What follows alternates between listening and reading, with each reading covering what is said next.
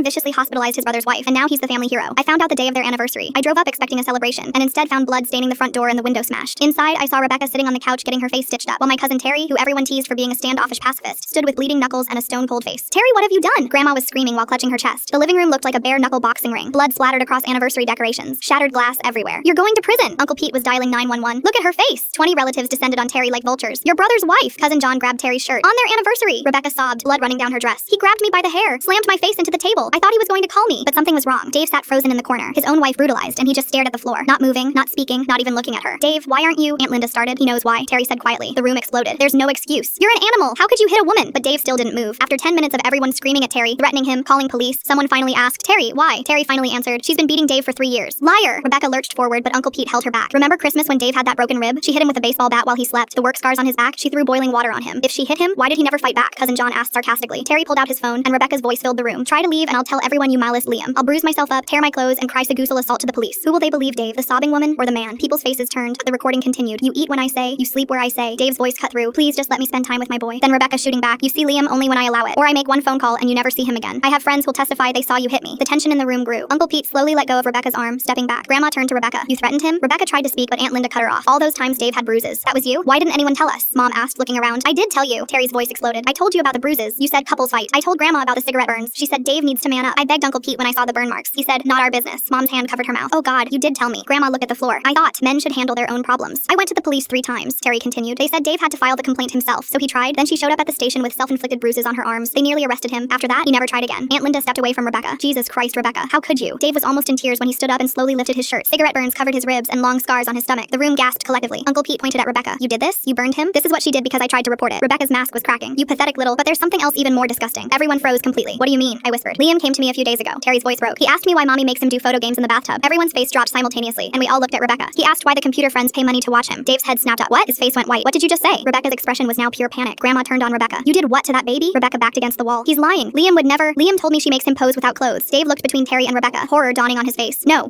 He ran upstairs. We heard him talking, then footsteps. He came back down carrying Liam, who buried his head in his father's chest. "Liam," Dave's voice was shaking. "Is it true? What mommy does?" The little boy peeked out, looked at Rebecca, then whispered, "She said you'd go to jail if I told you. She showed me handcuffs and said the police would take daddy away forever. The computer friends send money to watch me. She makes me do things that hurt." Aunt Linda was crying. "How could you? He's a child." Dave collapsed to his knees, still holding Liam. I found her laptop open in the kitchen. Terry's hands were shaking violently now. I found the website. She's been selling videos of Liam for 8 months. Made $12,000 off buyers requesting custom videos. The room was pure chaos. Police arrived minutes later and took everyone away. Liam went with child services. We thought it would be over quickly once police saw the evidence, but 2 hours later my phone rang. It was Terry calling from the station. "Get a lawyer. Now." His voice was panicked. Rebecca was prepared for this. She knew I'd find out. She planted evidence. There are emails from Dave's and mine computers to the website. She made it look like we're the ones who did it. That's when I knew. This was only the beginning. Full story on channel linked below.